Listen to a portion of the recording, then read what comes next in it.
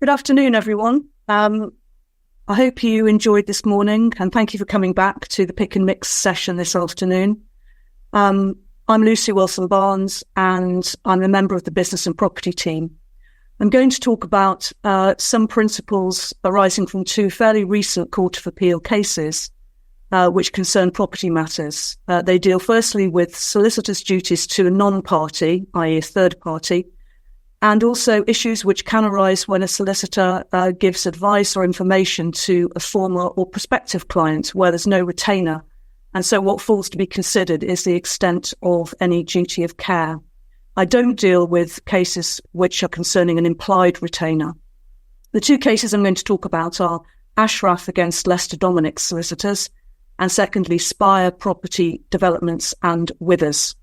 So firstly, dealing with duties to third parties, I've set out the four most recent and I think most helpful cases dealing with duties by solicitors to third parties. The first three are involving solicitors. The fourth one, McLean and Thornhill, was a case involving a tax barrister who gave advice to a tax avoidance scheme.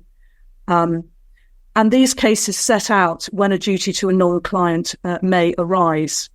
It's important to note that they all reiterate that the test is whether there has been a voluntary assumption of responsibility by the solicitor. The assumption of responsibility is for the task in hand. It's not necessary for the court to find the solicitor assumed responsibility for legal liability.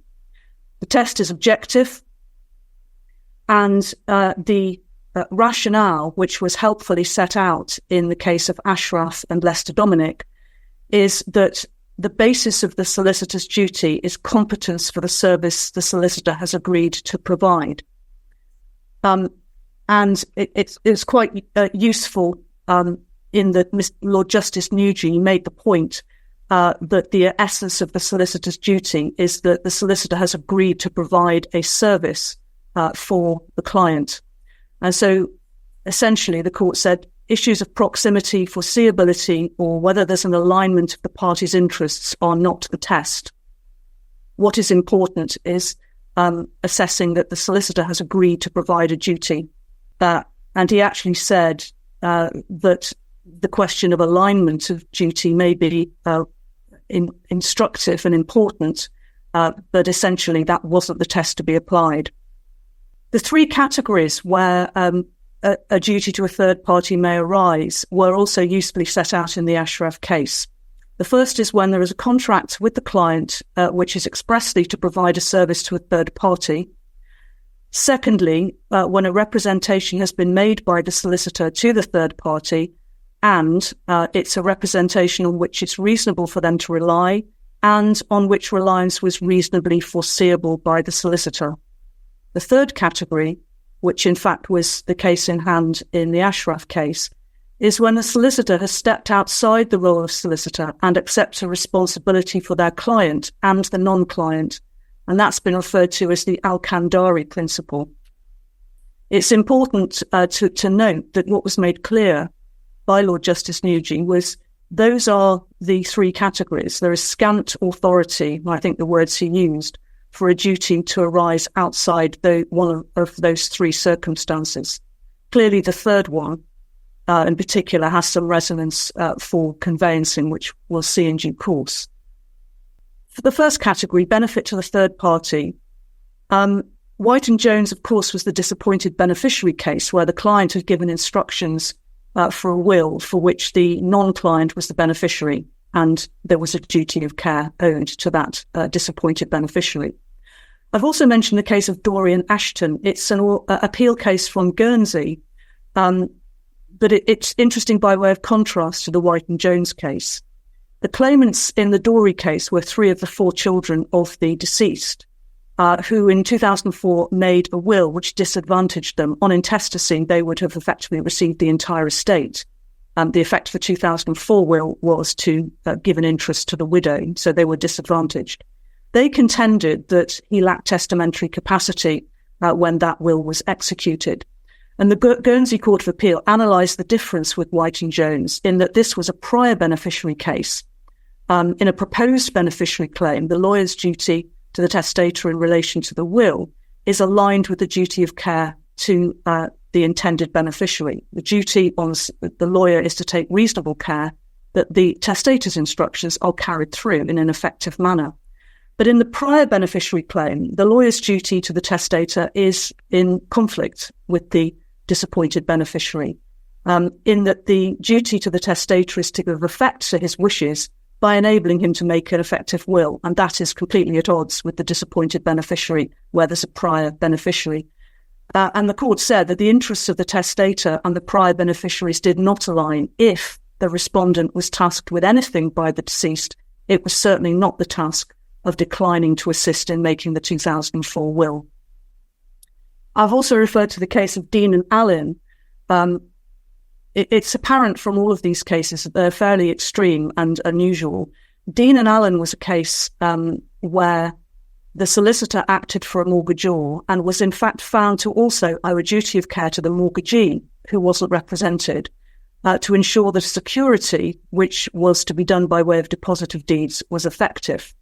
The borrowers instructed the solicitor to advise and take the necessary steps to effect the transactions. Unfortunately, he didn't appreciate that a Section 2 memorandum was needed, and he advised that a mere deposit of the deeds would be sufficient. It wasn't, and caused loss to the lender, the third party. The solicitor was found to have owed a duty of care to him. The case has been explained on various bases, that there were, for example, a number of special features, the lender was not represented, it was a private arrangement, and that the solicitor communicated with him. But I think that this is a case where it was the duty and the contract was to provide a benefit to the third party, i.e. the lender.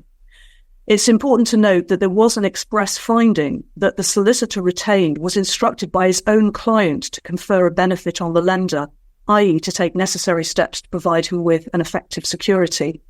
And also important to note that an express finding was that neither side was willing to proceed with the transactions unless and until the effective security was in place, and that the solicitor knew that this was the case.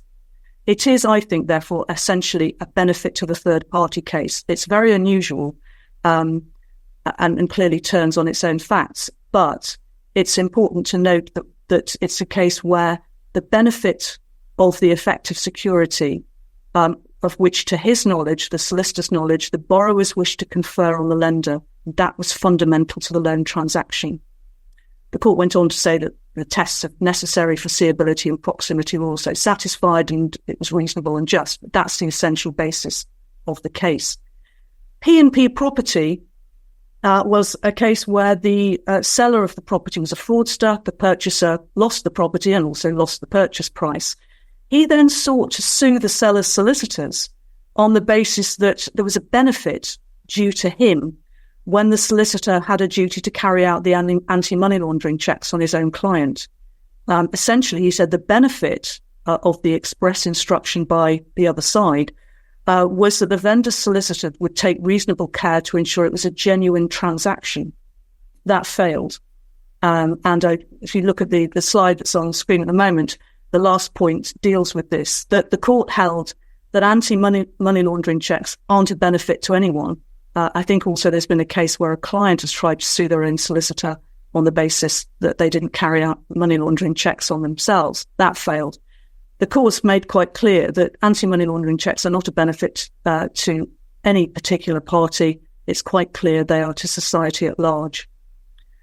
So the important takeaway in relation to a benefit to the third party is it needs to be specific. It needs to be for the particular person.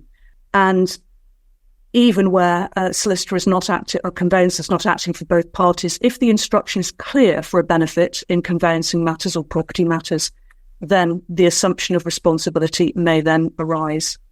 The second category is where there's a representation to the third party. The Northern Rock case, NRAM, was a case where Northern Rock had granted a loan to a borrower for the purchase of a number of properties over which the lender took security.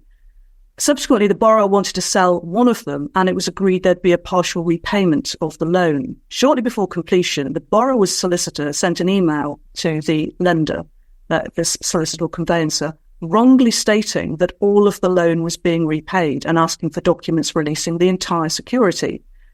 The email wasn't checked, and the lender discharged the entire security. Borrower went into liquidation, the loan wasn't repaid. And the lender sued the borrower's solicitor for negligent misrepresentation, essentially owing a duty of care to them as third party, seeking to recover the losses. The court was clear. There may have been a representation, but there was no assumption of responsibility. The twofold test, it wasn't reasonable to rely on the representation, and it was not foreseeable that the lender would do so. Most cases where in property transactions where there has been a representation which has given rise to an assumption of responsibility are where the representation is akin to certification. It's quite clear that, and in fact was set out in the P&P case, that in normal conveyancing transactions, solicitors who act for a seller do not owe a duty to the would-be buyer when answering inquiries or of the like before contract to ensure that they're correct. The answers given by the conveyancer are given on behalf of the seller, and in answering, the conveyancer or solicitor is acting within his scope of authority. This is even though some of those queries will raise questions of fact and others will raise legal conveyancing points which the client actually can't answer himself. One of the cases, which is a certification case, was the case of Connellan and Odlum, which is a New Zealand case. And I think most of these sorts of cases in terms of conveyancing where there's been a representation are in fact New Zealand cases. And this is one where in order to contract out of general provisions for financial adjustment in the event of separation, one of the statutory requirements was that the solicitor's certificate was he'd explained the effect of that to the wife. He hadn't in fact done so, and the agreement was void. In giving that certificate, the solicitor was found to have owed a duty of care to the non-client, the husband. McLean, this is the barrister who advised on the tax avoidance scheme, was also found not to have owed a duty, again on the basis that although a representation had been made, it wasn't reasonable for investors to rely on it. This is even so, even though he had voluntarily, for reward, consented to his name and opinions being used to promote the investment schemes. He'd given his advice and the knowledge it was going to be made available to potential investors who asked for it. They bought the scheme from a third party who was selling the scheme. He knew that the information memorandum was a marketing document and it was intended to attract investors to the scheme, and was aware that potential investors were likely to take comfort from the fact that as a leading expert, he was named as tax advisor and had given positive advice as to the prospects of the tax benefits being achieved. As it turned out, they weren't achieved. HMRC challenged the tax scheme successfully. But the court found there was a representation, but no representation on which it was reasonable to rely. And it turned on this. Investors, in order to sign up to the scheme, had to warrant that they had sought their own advice. And in fact, a number of the documents within the scheme had made clear throughout that they had to take their own advice. And that's effectively what saved there being a voluntary assumption of responsibility. It wasn't reasonable to rely on it, and it wasn't reasonably foreseeable that any representation would be relied upon. Another case where there is certification was the case of Rothschild and Berenson. It's a 1997 case, and I don't think it's reported. This is another case of a certificate. The borrower needed to comply with a particular protocol. The borrower's conveyancer needed to certify that a protocol of the borrower had been complied with. And this was a case where the lender was in fact for banks. The certificate was only provided to one of the banks, and it was sought to be argued the other three couldn't rely on it. And the court said the fact that the request, and this was the certificate of funds request, was not addressed or seen to by the other banks seems to me in the context of this case to be entirely beside the point. It was self-evident to any reasonably competent solicitor that all those lending would be doing so, effectively relying on it, on the basis the solicitors had provided a true and accurate funds request. So it's not necessarily the case that the representation has to be made directly to the third party, provided everything else is sufficiently made out. The third category, which is the one in Al-Kandari, the one in Ashraf, was the Al-Kandari principle. And this is where the solicitor steps outside the role, the usual role as a solicitor. By way of background, the Al-Kandari principle is quite a sad case, nothing to do with property, but the claimant mother feared the father would abduct their two children as a family case and take them out of the country. The court had made an order which obliged the defendant's solicitors, with their consent, who were the father's solicitors, to retain possession of his passport on which the children were registered. With the mother's consent, they allowed their agents to take the passport to the Kuwaiti embassy for alteration on condition it would never be out of their sight. As it happens, the embassy insisted on retaining it overnight. The solicitors did not inform the mother that the passport had been retained, nor, and they knew this, the father was due to attend there on the following day. Of course, what happened was the embassy released the passport to the father. He abducted the children and took them out of the country. The court held that in failing to inform the mother, the solicitors who was their non-client, the solicitors had breached the duty of care to her. And importantly, the court found that their role was outside the role of one party's solicitor. In agreeing to become obliged to retain the passport, they'd stepped outside their role and assumed responsibility towards the mother. And the rationale is as set out on this slide, that the solicitor therefore becomes an independent custodian, trusted to act with probity. In the context of property cases, clearly this will apply to where a solicitor agrees to hold a fund to the order of the court. And in the Ashraf case, the principle was potentially extended to confirmations given in an AP1 form, which of course was to change the register. I've set out part of what the AP form, the relevant part of what it says. 13.1 required the party completing it to set out the details of conveyancer acting for all parties. 13.2 required evidence of identity where that didn't exist. The background was Mr. Al-Haq owned a property subject to a charge. He instructed solicitors who exchanged contracts with a Mr. Atarian. He was going to complete with a mortgage. Both instructed the same solicitors. When they received the mortgage funds from the purchaser, the office manager stole the funds. The charge wasn't discharged, Mr. Al-Haq's charge wasn't discharged, and the property wasn't registered to the purchaser.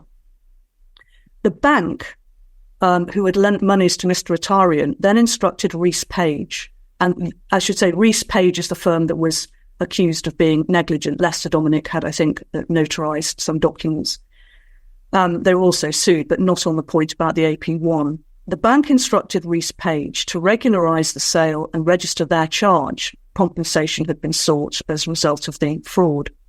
Rees Page prepared the TR1 and the mortgage deed, and in due course they received them, having sent them out to the parties, apparently signed and dated. They then prepared the AP1 to change the register, and in doing so they listed all the parties under 13.1 as being represented. They didn't therefore need to complete evidence of identity checks. In fact, the TR1 had not been signed by Mr. Al-Haq. He hadn't been paid.